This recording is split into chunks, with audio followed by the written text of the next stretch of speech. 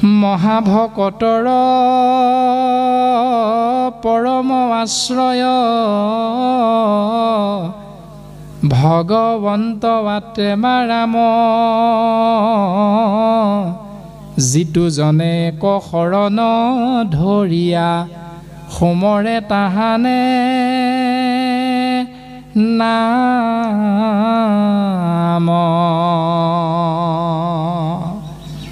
ৰাম সেহি ভকতৰ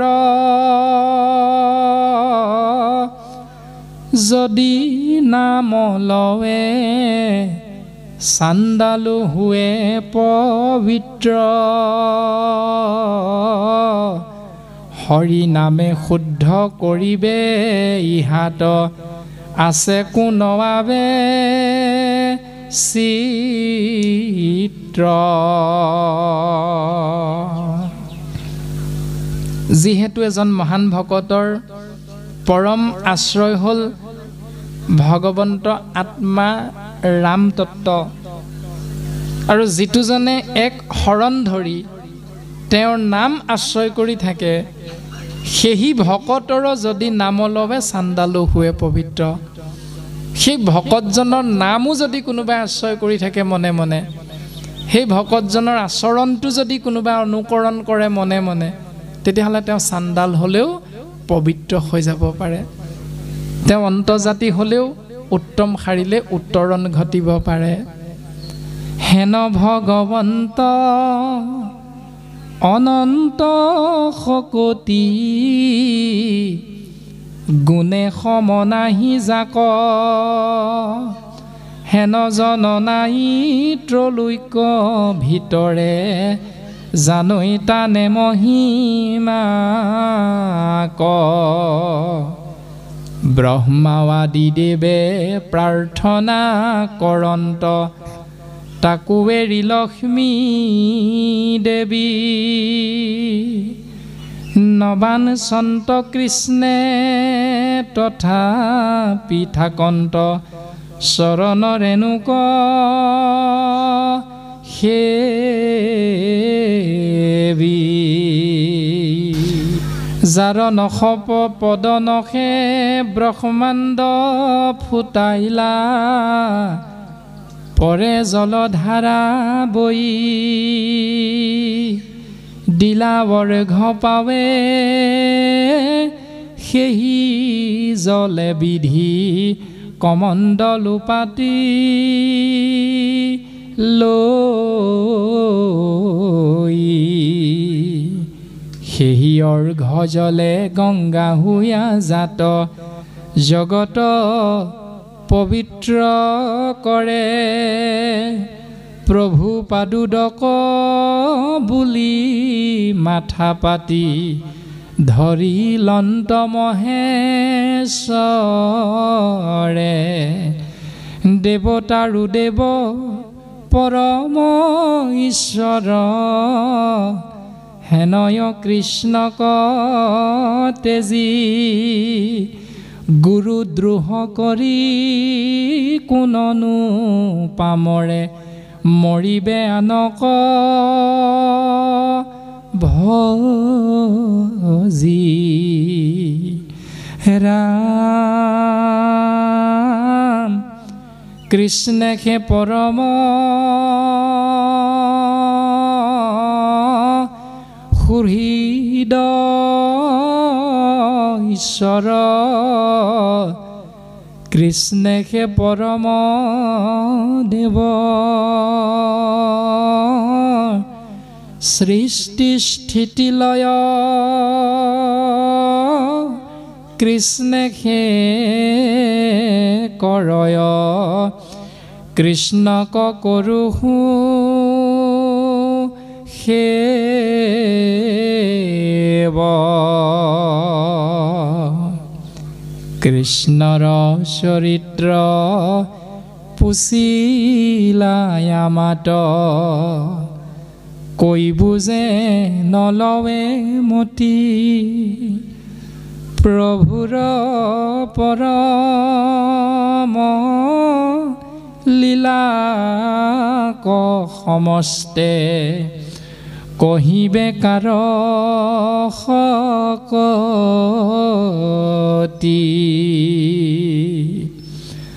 পাশাৱনুৰূপে উৰা কৰে পক্ষী নপাই আকাশৰ অন্ত সেহি মতে কৃষ্ণ লীলা গুণ গাৱে যতে কমহা মহন্ত কিনো মহাভাগ তোমা খাৰৱাগে কহিব কৃষ্ণৰ লীলা বান্ধৱৰ কথা পুছিলা সম্যকে মোক জীৱদান দিলা ওৰামেতে কবুলন্তে প্ৰেম উপজিল তনু পুলকিত ভৈল নেত্ৰৰ লোটক দুয়ো হাতে মচি নমাতি স্তম্ভিয়া ৰৈল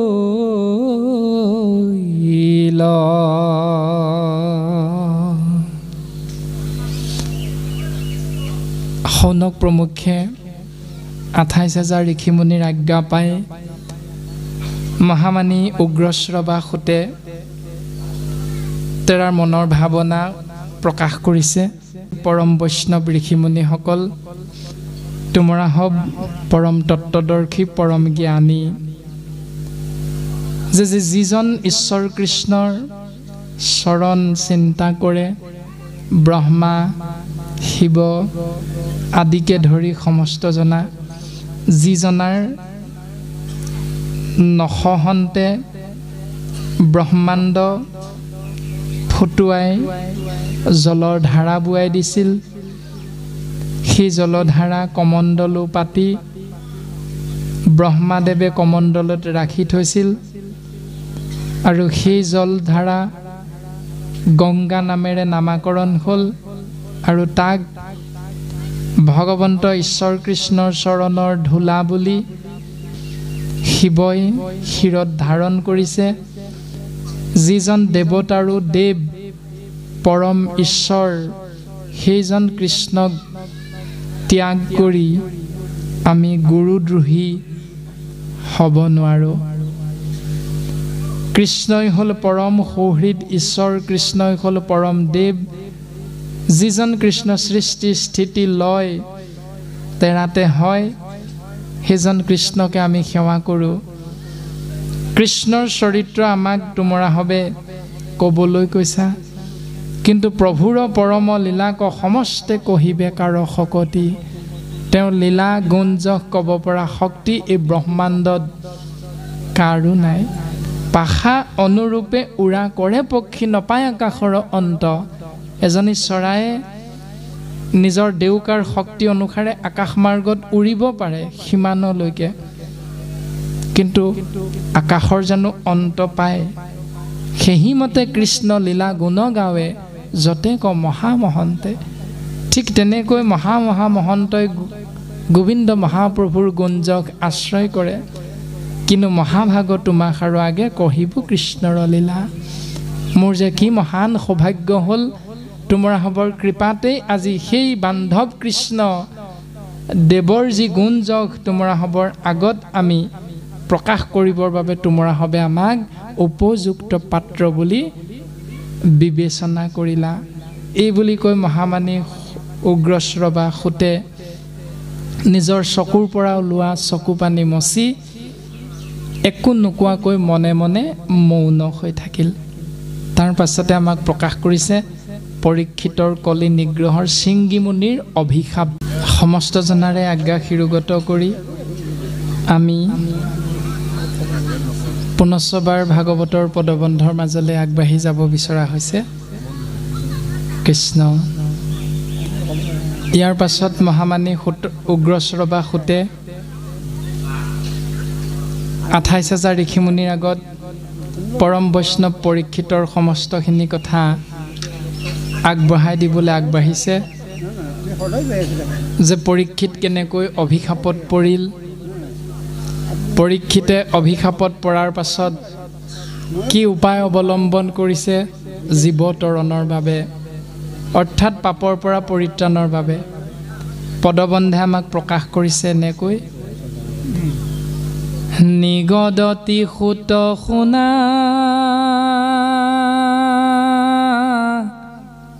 শৌনক সম্প্ৰতি যেন মহাসাপ ভৈল নৃপতিক প্ৰতি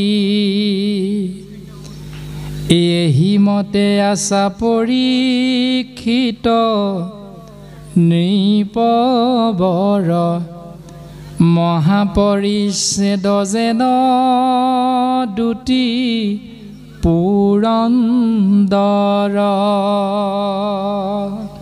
সেই শৌনক প্ৰভৃতি 28,000 ঋষিমুনি তোমালোকে শুনাচোন। ইয়াৰ পাছত পৰীক্ষিতৰ কেনেকৈ মহা সাপত পৰিব লগা হ'ল তোমালোকৰ আগত আমি কওঁ। এনেকৈ পৰীক্ষিত নামৰ ৰজাজনে মৰ্তত স্বৰ্গৰ দেৱৰাজ ইন্দ্ৰৰ নিচিনাকৈ জিলিকি থাকিল। ভৃত্য যেন খাতে পৃথিৱীৰ যত ৰাজা, পুত্ৰটো অধিক কৰি পালিলন্ত প্ৰজা। ৰাজ্যৰ প্ৰজাবৃন্দক নিজৰ পুত্ৰতকৈও মৰম স্নেহৰ আবেষ্টনীৰ মাজেৰে ৰজা হিচাপে প্ৰতিপালন কৰি থাকিল। ভকতৰ সংগে ৰংগে জম্বুদ্বীপপতি, লগাইলা লোকত মহা হৰিত ভগতি। ভকতৰ সংগৰ মাধ্যমেৰেহে জীৱন অতিবাহিত কৰিছে। আৰু এনেকৈ এদিন নিগ্ৰহিল কলি ভৈল সত্যৰ ব্যৱস্থা, জগতত ব্যাপিল নৃপতিৰ যশ কথা। দিনে কধনুক ধৰি সসৈন্যে নৃপতি, বনক গৈলন্ত মৃগ মাৰিবা কপ্ৰতি। পলাই মহামৃগ গোট বিজুলি চটকে, তাৰ পাছ লাগি যায় নৃপতি ঘূতকে। পিৰিল ভাগৰে খেদি গৈল কতো দূৰ, ভৈলন্ত নৃপতি ক্ষুধা তৃষ্ণাতয়াতুৰ।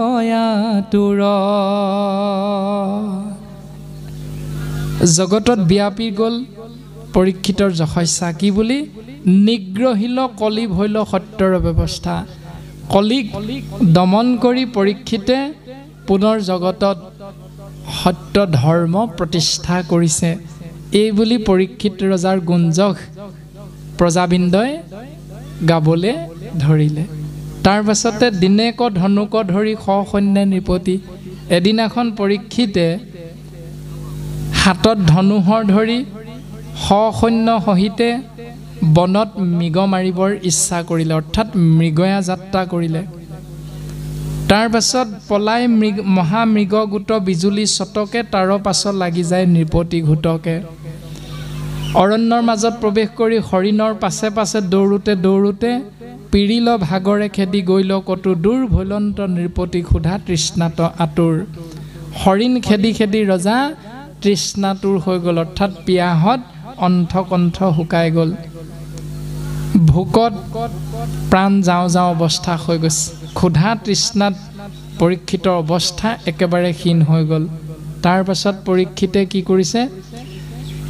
বিচাৰি নপান্ত জল হুয়া মহাশ্ৰান্ত, আছে আশ্ৰমে কপাছে তাতে পখিলন্ত। জল বিচাৰি বিচাৰি ভাগৰুৱা হৈ এটা সময়ত গৈ এখন আশ্ৰমৰ ওচৰত উপস্থিত হ'ল। দেশন্ত শ্ৰমিকৰ ঋষি পদ্মাসন কৰি বায়ু মন নিৰোধিয়াই আছে ধ্যান কৰি। দেখা পালে শ্ৰমিক মুনিয়ে ব্ৰহ্মক চিন্তা কৰি সমাধি ধৰি আছে। মহাশ্ৰান্ত চিত্ত আউল জাউল জটা ভাৰ মিলি গৈল সমাধি চিন্দিল অহংকাৰ। ভৈল ব্ৰহ্মময় নাহি গাঁৱত চেতন ক্ষুধাতুৰৰ হুয়া ৰাজা বুলিলা বচন। সেই সমাধিত থকা শ্ৰমিক মুনিৰ আগত ক্ষুধাতুৰ তৃষ্ণাতুৰ ৰজা পৰীক্ষিতে গৈ কৈছে কি বুলি? সুখাই অন্থ কণ্ঠ মুক কৰা জলদান, দুনাই দুনাই মাতন্তনে দন্ত সমিধান। হে মুনি, মোৰ অন্থকণ্ঠ পিয়াহত শুকাই গৈছে, তুমি মোক এটুপি পানী দিয়া। দুনাই দুনাই মাতিছে, কিন্তু সমাধিত থকা শ্ৰমিক মুনিয়ে দিম নিদিম তাৰ কোনো উত্তৰ প্ৰদান কৰা নাই। তাৰ পাছতে এই ৰাম তৃষ্ণায়ে পীড়িত নৃপ খুজি ন পাই পানী, কৰিলন্ত কোপ সমীক কমহামানি। সমিধান নাপায় ৰজাৰ খং উঠিল। খং উঠি কি কৰিলে? জানো মোক বোলে কোন ক্ষত্ৰিয় অধম কৃষক পখিলিয়াখি মুখুৰ আশ্ৰম, আতেশে অৱজ্ঞা মোক কৰে এতমান, আসমুদি বহি ধৰি আছে মিছা ধ্যান। হয়তো তই ভাবিছ মই কোনোবা ক্ষত্ৰিয়, তোৰ আশ্ৰমত আহি প্ৰৱেশ কৰি তোৰ ধ্যান ভংগ কৰিবলৈ আহিছোঁ, গতিকে তই মোক চিনি পোৱা নাই মই কোন। তই চকু মুদি মিছা ধ্যান কৰি মোক তই অৱজ্ঞা কৰিছ, মই কোন তই চিনিয়ে পোৱা নাই। ইয়েহি বুলি মৰা সাপ আনি ধনু আগে, শ্ৰমিকৰ গলত আৰিলা মহাভাগে। হেন মন্দমতি নতুমিলে কুকাল, হস্তিনাপুৰক পাছে গৈলা মহিপাল। তাৰ পাছত ধনুৰ আগেৰে ওচৰতে পৰি থকা এটা মৰা সাপ শ্ৰমিক মুনিৰ গলত পিন্ধাই দিলে। তাৰ পাছত নিজৰ ৰাজ্যলৈ উভতি গ'ল। আৰু এই কথাটো কোনে গম পালে? ৰামে শ্ৰমিকৰ তনয় তেজস্বী শৃংগী পাছে, ঋষি পুত্ৰ সমেত হেৰি খেলাৱন্তে আছে। শ্ৰমিক মুনিৰ পুত্ৰ শৃংগী মুনি তেজস্বী তেৰাই ওচৰতে অন্য ঋষিৰ পুত্ৰসকলৰ লগত খেলি আছিল। শুনিলন্ত ধ্যানত আচন্তে মূৰ বাপ, পৰীক্ষিত ৰাজা গলে আৰিলে কসাপ। শুনি আছে, তেওঁৰ পিতৃ ধ্যানত থাকোঁতে হেনো পৰীক্ষিত নামৰ এজন ৰজাই আহি তেওঁৰ পিতৃৰ গলত এটা সৰ্প মালা হিচাপে পিন্ধাই থৈ গৈছে।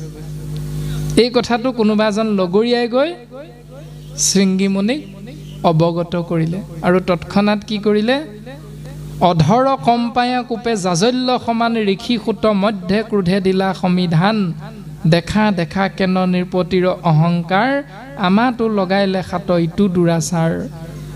এনেকুৱা অধম পাপী ৰজা আমাৰ আশ্ৰমত অৰণ্যৰ মাজত আহি ঋষিমুনিৰ ওপৰতো হাত দিছেহি আহি। গতিকে সমীপতে জানিলো মিলিল তাৰ কাল, ব্ৰাহ্মণেখে পাতে ক্ষত্ৰিয়ৰ দ্বাৰ পাল। দাস হুয়া স্বামীতে আচৰে দ্ৰোহ ঘূৰ, গৃহস্থকে মাৰে সিটো কুকুৰে কামোৰ। যে প্ৰকৃততে ব্ৰাহ্মণৰ দ্বাৰাহে ক্ষত্ৰিয়সকল ৰক্ষা হৈ থাকে। ব্ৰাহ্মণেখে পাতে ক্ষত্ৰিয়ক দ্বাৰপাল, অৰ্থাৎ ব্ৰাহ্মণৰ ৰক্ষাৰ বাবেহে ক্ষত্ৰিয়সকল ৰজা হ'ব পাৰে। দাস হুয়া স্বামীতে আচৰে দ্ৰোহ ঘূৰ, এনেকৈ ক্ষত্ৰিয়সকল ব্ৰাহ্মণৰ দাস, সেইকাৰণে দাস হৈ ব্ৰাহ্মণৰূপী স্বামীৰ ওচৰত দ্ৰোহ আচৰণ কৰে। গৃহস্থকে মাৰে সিটো কুকুৰে কামোৰ। এতিয়া পৰীক্ষিতে কৰা আচৰণটো ব্ৰাহ্মণৰূপী শ্ৰমিক হ'ল গৃহস্থ, পৰীক্ষিত হ'ল দাস। গতিকে গৃহস্থকে দাসৰূপী কুকুৰটোৱে কামোৰ মৰাৰ নিচিনা এটা কৰ্ম কৰিলে পৰীক্ষিতে।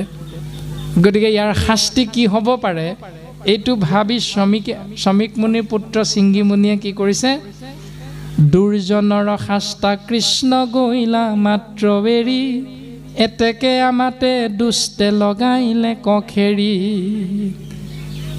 দুষ্টক দমন কৰা অধিকাৰৰ গৰাকী কৃষ্ণতত্ত্ব ইতিমধ্যে ধৰাধাম এৰি গৈছেহে, আকৌ এই মহামূৰ্খ দুষ্টটোৱে আহি ব্ৰাহ্মণৰ ওপৰত অত্যাচাৰ আৰম্ভ কৰিলেই।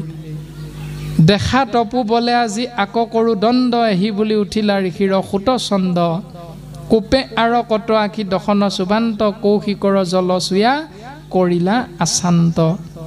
তাৰ পাছত কমণ্ডলুৰ জল লৈ দাঁত মুখ কামুৰি সেই অপকৰ্ম কৰা ব্যক্তিজনক অভিশাপ প্ৰদান কৰিছে। কি বুলি, ৰামে দিবাক লাগিলা নৃপতিক চন্দ সাপ, পিতৃক কৰিলি দ্ৰোহ পৰীক্ষিত পাপ, সপ্তম দিৱসে তোক তক্ষকে দংশুক, বিষবহ্নি লাগিয়া শৰীৰ ভস্ম শৌক। 7 দিনত তোক তক্ষকৰূপী কালসৰ্পই দংশন কৰিব আৰু বিষবহ্নি লাগি তোৰ শৰীৰ ভস্ম হৈ যাব। আউৰ যেন আনে দ্ৰোহ নকৰে ঋষিক, ইয়াৰ পাছত যাতে কোনেও ব্ৰাহ্মণক অপমান কৰিবলৈ সাহস নকৰে। এহি বুলি লৰি গৈয়া দেখিলা পিতৃক, এই বুলি শৃংগী মুনিয়ে লৰি গৈ পিতৃ শ্ৰমিক মুনিক দেখা পালে। মৰা সাপ গোট আছে গলত মেৰাই, পিতৃৰ অৱস্থা দেখি অগনি উধাই, মৰিলন্ত বাপ বুলি শিশুৰ বিষাদ, কান্দন্ত লুটাৰি পাৰি কৰি আৰ্তনাদ। পিতৃ মৰিল বুলি ভাবি পুত্ৰ শৃংগীয়ে ক্ৰন্দন কৰিছে। তাৰ পাছত কিছু কিছু কৰি আখি মেলিলন্ত মুনি, পুত্ৰৰ বিলাপ আতি আৰ্তৰাৱ শুনি। পুত্ৰৰ ক্ৰন্দন শুনি পিতৃ শ্ৰমিক মুনিয়ে চকু মেলিছে। অলপ সময়ৰ পাছত গলৰ পেলাইলা পাছে মৃতক সৰ্পক, পুত্ৰক বুলন্ত বাপু কান্দহ কিষক। গলত ওলমি থকা সেই সৰ্পটো লাহেকৈ গলৰ পৰা নমাই থলে আৰু নমোৱাৰ পাছত পুত্ৰ সুধিছে, বোলে মোৰ শুন শৃংগী, তইনো কিয় কান্দিছ আগৰি বাগৰি? এই ৰাম কৰিলে অপ্ৰিয় কোনে কেনহেন দুখ, কহিলা বৃত্তান্ত শৃংগী বস্ত্ৰে মুচি মুখ। হেৰ পুত্ৰ, তোকনো কোনে দুখ দিলে তই যে ইমান বাগৰি বাগৰি কান্দিছ? তেতিয়া পুত্ৰ শৃংগীয়ে নিজৰ শৰীৰত থকা কাপোৰে চকুৰ পৰা ওলোৱা চকু পানী মচি মচি পিতৃ শ্ৰমিকক কৈছে, হে পিতা, ৰামে গলে সাপ দিল জল নপাই নৃপ পাপ, তক্ষকে দংশুক বুলি ময়ো দিলো সাপ।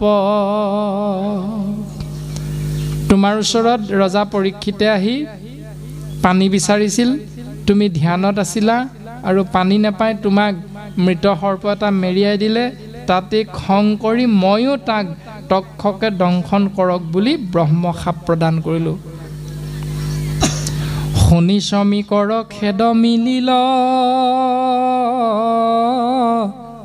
অপাৰ, গৰিশিলা পুত্ৰক কৰিয়া তিৰস্কাৰ, কিনো তই অধম দুৰ্বোধ শিশু চন্দ, অল্প অপৰাধে কৰ প্ৰাণান্তিক দণ্ড। পুত্ৰক বুজাইছে, হেৰৌ শৃংগী, তই কি অধম দুৰ্বোধ শিশু, অকণমান অপৰাধতেনো তই এনেকুৱা, ডাঙৰ শাস্তি প্ৰদান কৰিব লাগেনে? সিজিল পাতক তুত ইহি মহাকষ্ট শুইবেক অনাথ প্ৰজা ৰাজা ভৈলে নষ্ট। তই বৰ অনৈতিক কাৰ্য কৰিলি যে যেতিয়া ৰজা নাইকিয়া হ'ব তেতিয়া প্ৰজাৰ অথন্তৰ হ'ব। খন্ত চোৰ ডকাইতে লুটিবে গ্ৰাম দেশ, নুহিবে ৰক্ষক লোকে পাইবে মহাকেশ। ৰজা নাথাকিলে প্ৰজাৰ ওপৰত দুষ্টৰ আক্ৰমণ হ'ব, প্ৰজাৰ আলায়ঠানি হ'ব।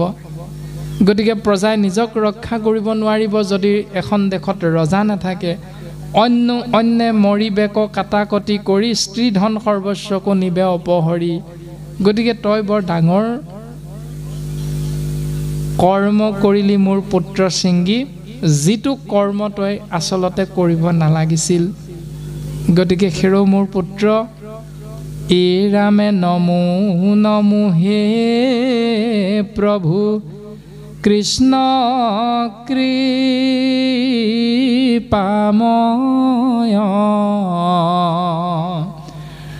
তোমাৰ ভকতক খাপিলে দুৰাশয়,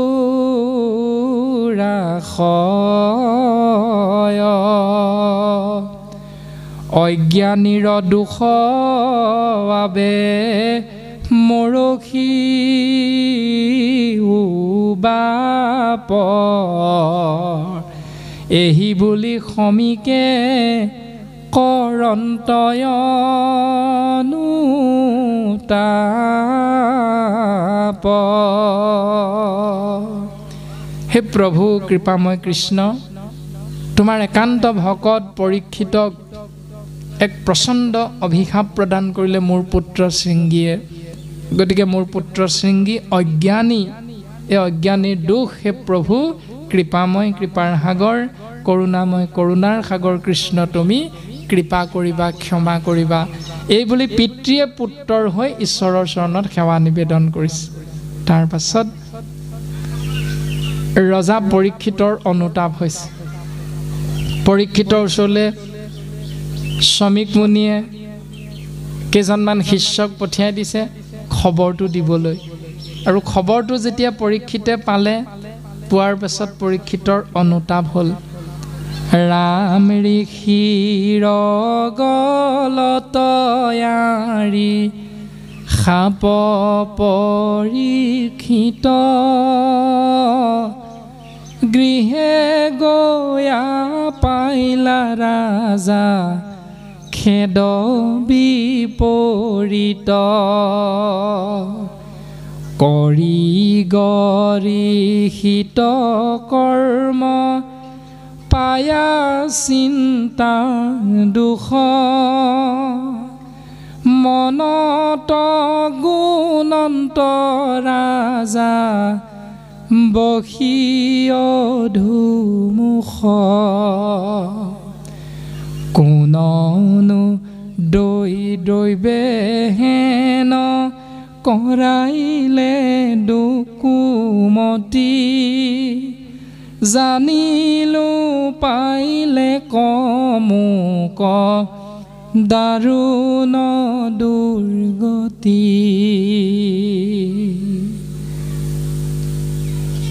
যে মই নকৰিব লগা কৰ্ম এটা কৰিলোঁ, মোৰ আজি কি যে হ'ল গমেই নাপালোঁ।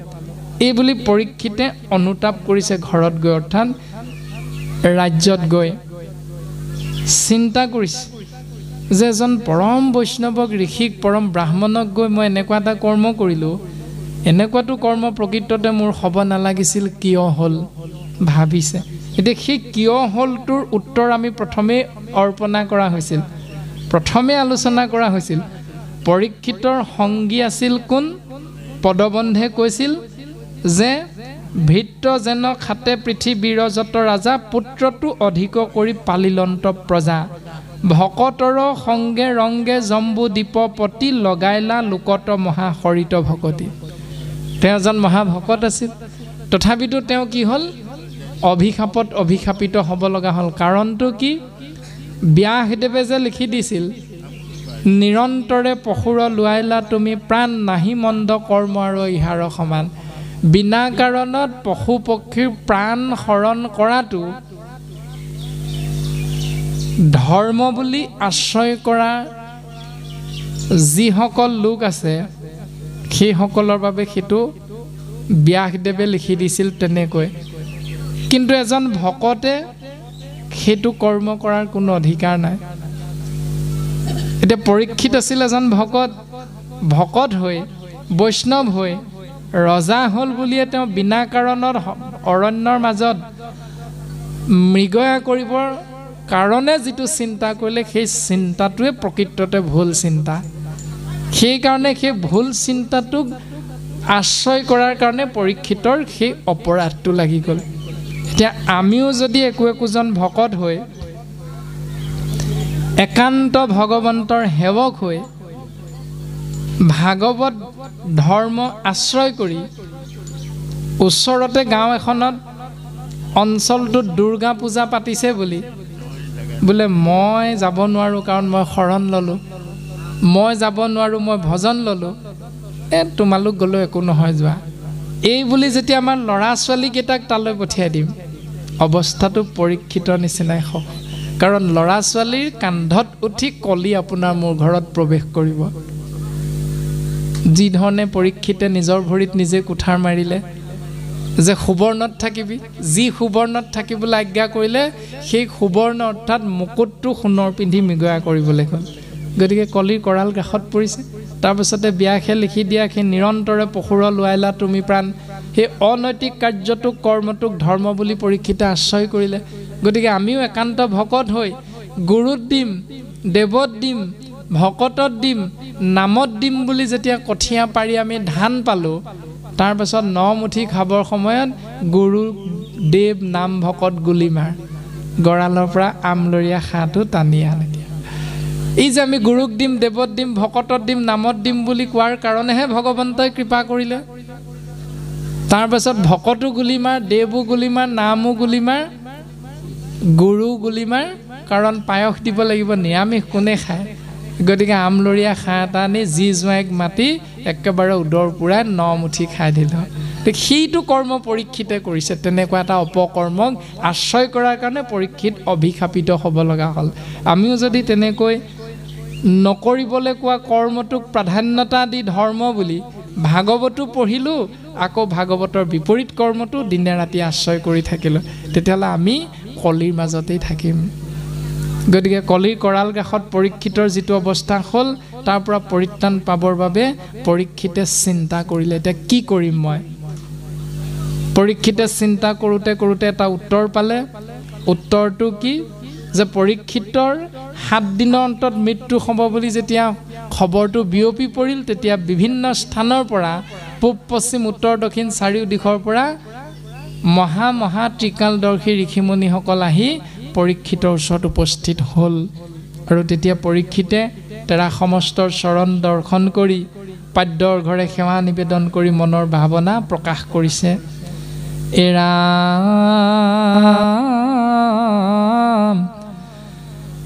সাক্ষাতে তোমৰা মূৰ্তিমন্ত দেৱগণ, ভৈলাই আখি মূৰ উপকাৰে উপশন। সাক্ষাৎ তোমালোক আমাৰ মূৰ্তিমন্ত দেৱতা সদৃশ সেই ঋষিমুনিসকল, তোমালোকে কি কৰিছা? ভৈলা আখি মূৰ উপকাৰে উপসন্ন, তোমালোকে মোৰ উপকাৰৰ বাবেই আহি মোৰ কাষত মোৰ ৰাজ্যত উপস্থিত হৈছা, মই বুজি পাইছোঁ। গতিকে এতেকে তোমাত পুছো কোন মহাধৰ্ম,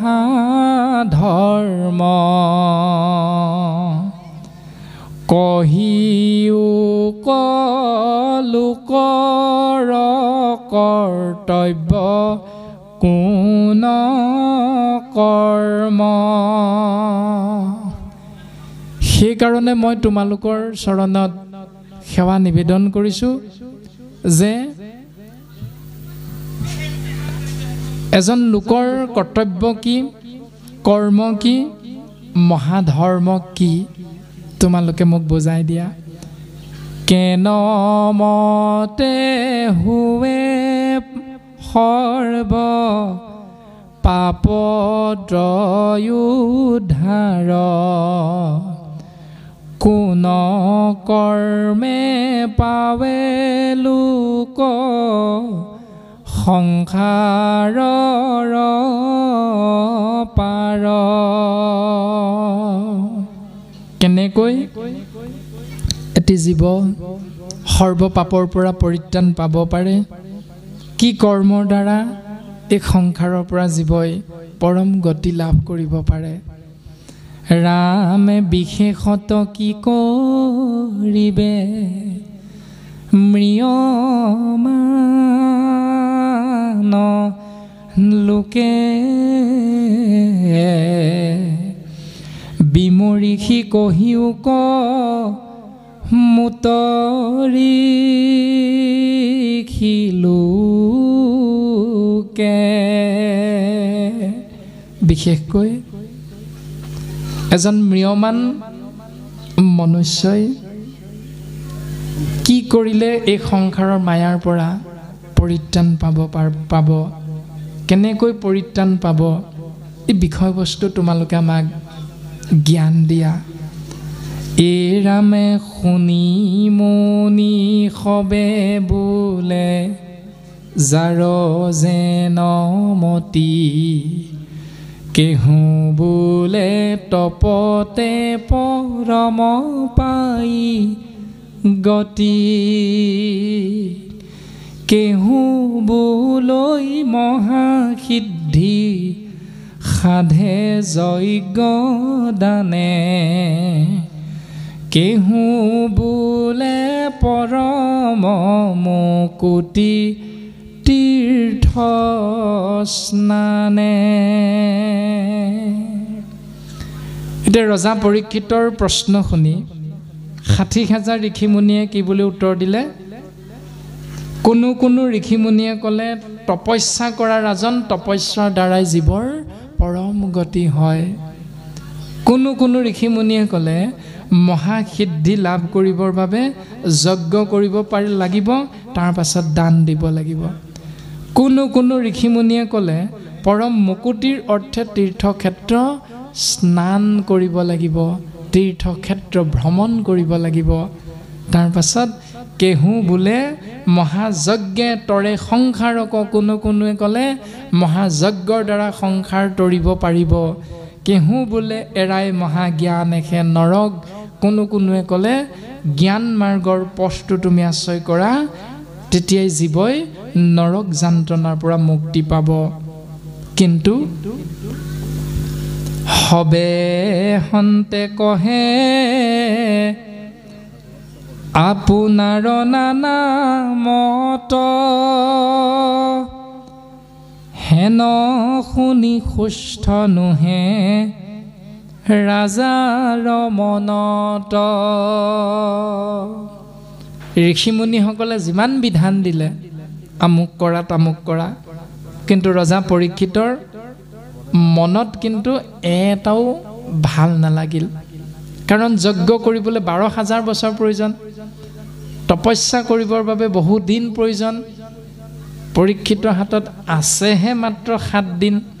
এতিয়া 7 দিনত এইবিলাক কৰ্ম কৰাটো কেতিয়াও সম্ভৱ নহয়। সেইকাৰণে পৰীক্ষিতে এটাও পচন্দ নকৰিলে। আৰু নকৰাৰ পাছত কি কৰিছে? উচ্চ পিছ কৰন্তে নাহিকে কমতি, পৰম দুষ্কৰ পথ সবাৰো সন্মতি, হেন শুনি নৃপতিৰ নাহি চিত্ত শান্ত, পৰম সুগময় কোপায় নপান্ত। উচ্পিচ কৰি আছে। এই ঋষিমুনিসকলক সুধিলোঁ, এই মখাই মোক গোটেইখিনিয়ে এটা উত্তৰ নিদিলে, প্ৰত্যেকে বেলেগ বেলেগকৈ উত্তৰ দিলে। মই এতিয়া কোনটো পালন কৰিম? এতিয়া এটা যদি ক'লেহেঁতেন সেইটোকে মই পালন কৰিলোহেঁতেন যদিও কষ্টকৰ, কিন্তু প্ৰত্যেকে কৈ দিলে বেলেগ বেলেগকৈ। কোনোবাই ক'লে যজ্ঞ কৰা তাৰপাছত আকৌ দান দিব লাগিব, কোনোবাই ক'লে তীৰ্থক্ষেত্ৰত ভ্ৰমণ কৰা তাৰপাছত তীৰ্থক্ষেত্ৰত ভ্ৰমণ কৰি তীৰ্থৰ জলত স্নান কৰিবা, কোনোবাই ক'লে তপস্যা কৰা, কোনোবাই ক'লে মহাযজ্ঞ কৰা, কোনোবাই ক'লে মহাজ্ঞান মাৰ্গটো আশ্ৰয় কৰা। এতিয়া মই কোনটো কৰিম? মানুহ এটাহে। সেইকাৰণে পৰীক্ষিতে চিন্তা কৰি থাকোঁতেই তেৰাৰ সন্মুখত আহি অৱশেষত ত্ৰিকালদৰ্শী মহামুনীন্দ্ৰ শোকগুৰুৰ আগমন হ'ল। শোকগুৰুৰ আগমন হ'ল আৰু শোকগুৰুৰ চৰণ কমলত মহামানী পৰীক্ষিতে সেই প্ৰশ্নটো আগবঢ়াইছে, যিজনক শাস্ত্ৰই মহামুনীন্দ্ৰ বুলি সিদ্ধান্ত দিছে। এৰা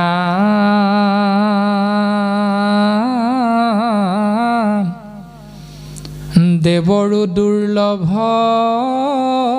তজু দৰ্শন, অন্তকালে পাইলো আমি, আন সেতু নাই কৃষ্ণ ৰেখে কৃপা, কিনো ভৃত প্ৰিয় স্বামী।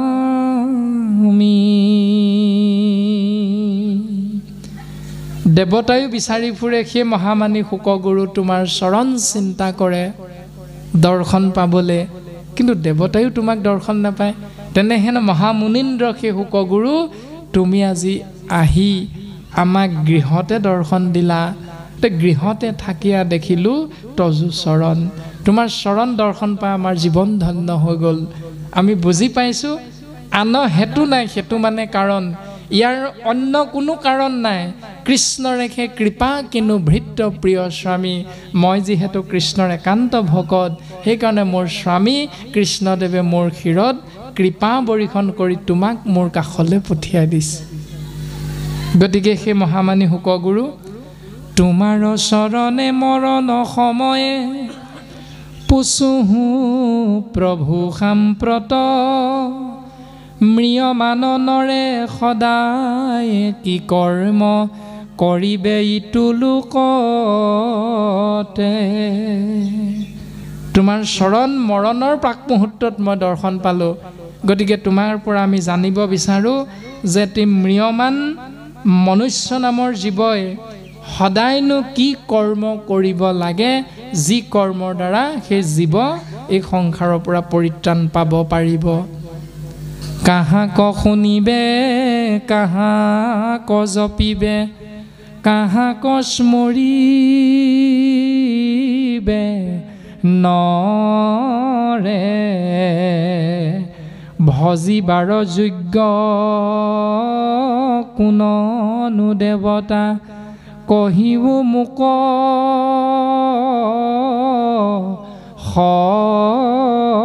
সতৰে। কাক চিন্তা কৰিব লাগে, কাৰ কথা ভাবিব লাগে দিনে ৰাতিয়ে, তেওঁৰ অৰ্থে কেনেকৈ কৰ্ম কৰিব লাগে, মোক তুমি বুজাই দিয়া। সেই পৰম সত্য বস্তুক তুমি মোক দৰ্শন কৰাই দিয়া। এৰাম শ্ৰৱণ কীৰ্তন স্মৰণৰ যোগ্য, নহি যত যত কথা, তুমি সি পৰম গুৰু মহামুনি, কহিও মুত সৰ্বথা। তুমি মোক সকলোখিনি কথা ভাঙি পাতি কোৱা। জগত পবিত্ৰ কৰিয়া ভ্ৰমাহা, তুমি ফুৰা নিৰন্তৰে, ধেনু দুহনৰ কাল মাত্ৰ তুমি থাকা গৃহস্থৰ ঘৰে। পৰম দুৰ্লভ তোমাৰ আলাপ, পাইবু কত মহাভাগে, এহি বুলি ৰাজা প্ৰেমে সলুতক ভৈলন্ত শোকৰ আগে। শোকৰ চৰণত ৰজা পৰীক্ষিতে সেৱাভাগ নিবেদন কৰিছে আৰু কবিৰ উপদেশৰ জৰিয়তে মহামানী শোকগুৰুৰ সেই পৰম তত্ত্ব কৃপালু গুৰুজনে আমাক সুন্দৰভাৱে দৰ্শন কৰাইছে। হে ৰাম শুনি উক সভাসদ,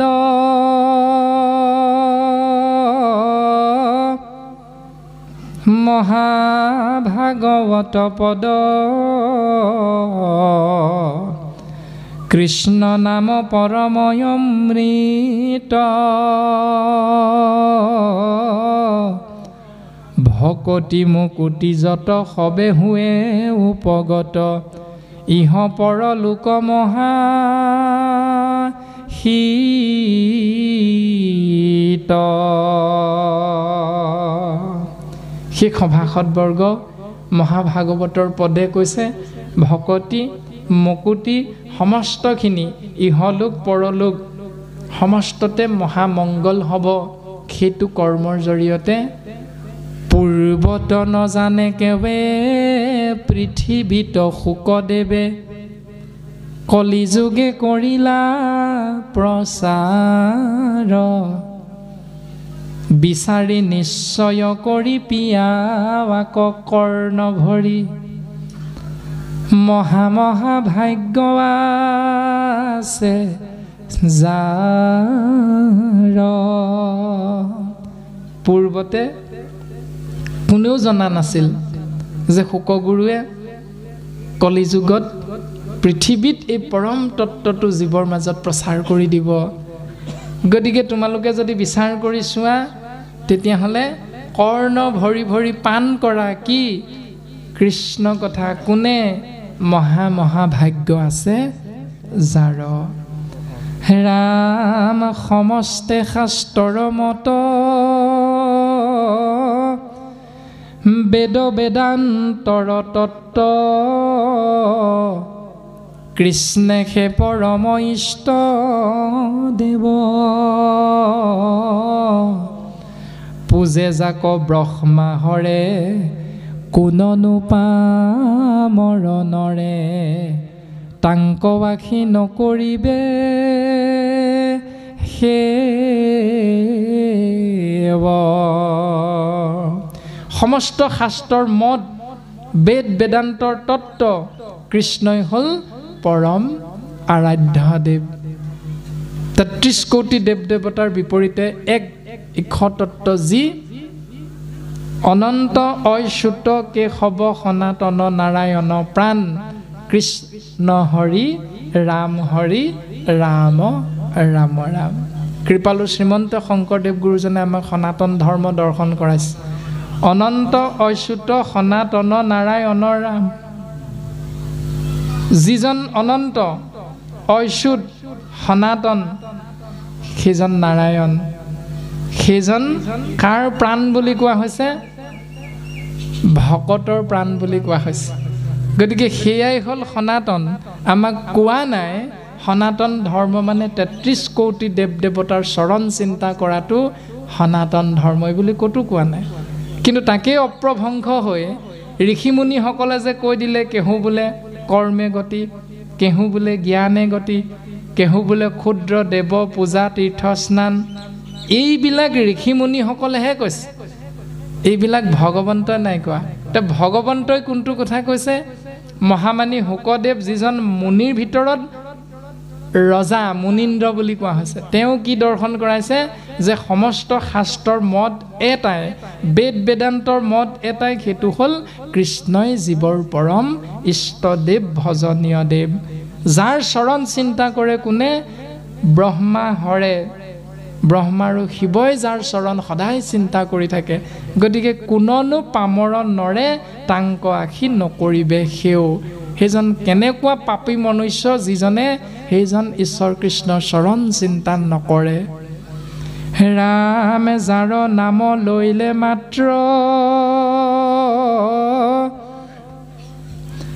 যজ্ঞ কৰিবাৰ পাত্ৰ হুৱে আতি মহামৃষৱন্ত্য জাতি নভজিয়া খেন দেৱ আনকে খে কৰে সেৱ সিজন জানায়াতে ঘাটি। যাৰ নাম লোৱা মাত্ৰে জীৱই অন্ত্য জাতি হ'লেও ম্লেছ হ'লেও তেওঁ যজ্ঞ কৰিবৰ পাত্ৰ হৈ যায়, ব্ৰাহ্মণৰ শাৰীলে উত্তৰণ হৈ যায়, যাৰ নাম আশ্ৰয় কৰা মাত্ৰকে। গতিকে সেইজন ঈশ্বৰ কৃষ্ণদেৱ সেৱা নকৰি, সেইজন ঈশ্বৰ কৃষ্ণদেৱৰ নাম আশ্ৰয় নকৰি অন্য দেৱতাৰ চৰণ চিন্তা কৰা মানে সিজন জানা আত্মঘাতী, সেইজনে নিজৰ ভৰিত নিজে কুঠাৰ মৰা।